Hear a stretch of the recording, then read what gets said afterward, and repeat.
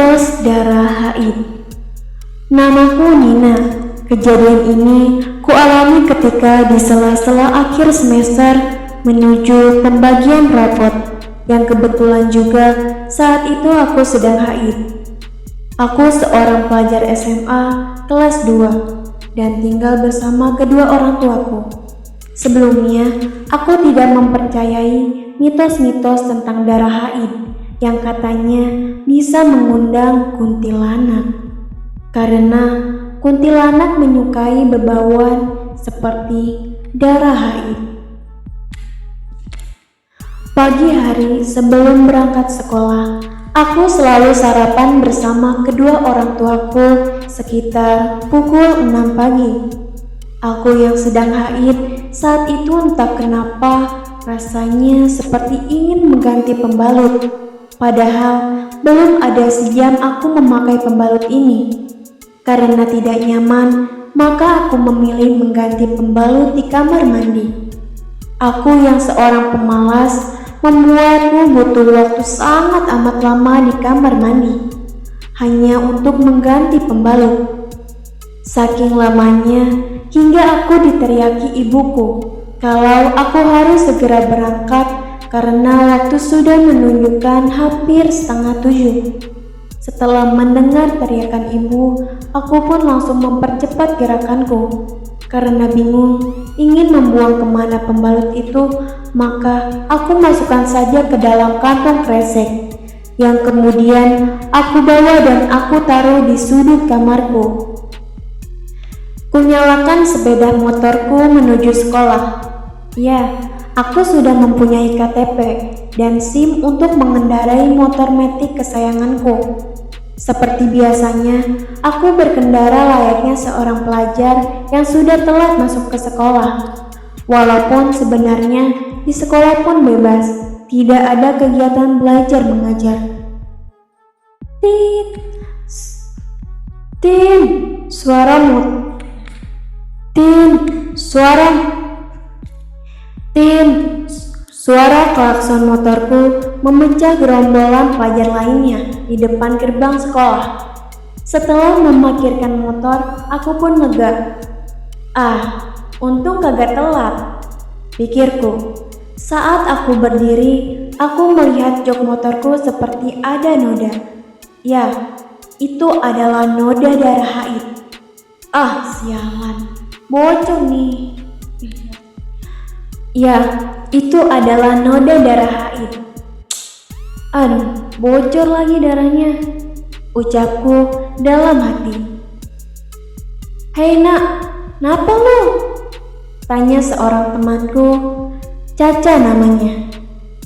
Bocor nih gue, jawabku.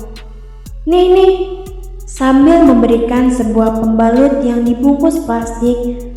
Pakai punya gue, ucap temanku. Oke, tapi antarin gue dulu dong ke kamar mandi, ajakku. Ya udah ayo, ucap Caca. Saat sampai di kamar mandi, temanku Caca tidak ikut masuk, tetapi hanya menunggu di depan pintu kamar mandi yang aku kunci. Kamar mandi di sekolahku memang diberikan sebuah cermin kecil untuk berkaca atau merapikan seragam seusai membuang air. Saat aku mengganti pembalut, rasanya ada yang aneh. Iya, pembalutku tidak penuh. Dan aku baru sadar kalau celana dalam yang aku pakai pun tidak tembus darah. Tapi kenapa rok abu-abu yang aku pakai dan jok motor ada darahnya? Karena merasa aneh, aku tetap mengganti pembalut dan mengganti seragam putih abuku menjadi baju olahraga. Aku ceritakan semuanya kepada Caca. Dimulai dari saat pagi hari, tiba-tiba pembalut yang aku pakai jadi penuh darah, jok dan rok yang ada darahnya. Sedangkan celana dalam dan pembalut yang kupakai tidak ada darahnya. Caca yang seorang maniak pada hal-hal gaib pun mulai menghubungkan dengan mitos haid dan kuntilanak. Aku tidak takut, Justru ketawa. Justru aku ketawa karena mana ada kuntilanak pagi-pagi gini. Resti terus meyakinkan aku bahwa itu semua ulah kuntilanak. Dia pernah membaca sebuah cerita bahwa seorang perempuan tiba-tiba kesurupan karena tidak membuang pembalut bekas haidnya. Ketika mendengar cerita Caca tersebut, aku langsung bilang kepadanya bahwa aku tidak membuang pembalutku tadi pagi.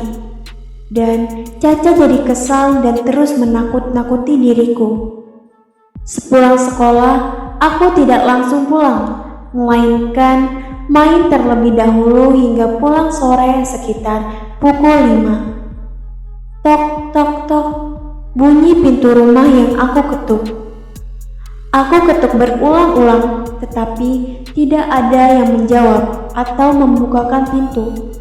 Aku telepon ibu dan katanya ibu dan bapak sedang ada acara hingga larut malam, sehingga kunci pintu ditaruh di atas pot yang digantung dan sudah disediakan makanan di dapur. Dapat masuk ke dalam rumah, aku pun bermalas-malasan.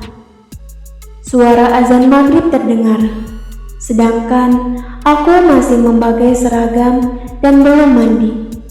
Karena gatal, akhirnya aku putuskan untuk mandi menyegarkan badan yang lelah. Suara azan maghrib terdengar, sedangkan aku masih memakai seragam dan belum mandi. Karena gatal, akhirnya aku putuskan untuk mandi menyegarkan badan. Saat hendak masuk ke dalam kamar mandi, sepintas aku teringat pembalut bekas haid tadi pagi. Tapi setelah ku cari, sudah tidak ada. Ah, palingan udah diambil ibu, pikirku saat itu. Aku menyalakan shower. Saat sedang mandi, rasanya seperti ada yang menggedor-gedor pintu depan rumah. Karena penasaran, maka aku matikan shower agar lebih terdengar. Ternyata benar, ada yang menggedor-gedor pintu.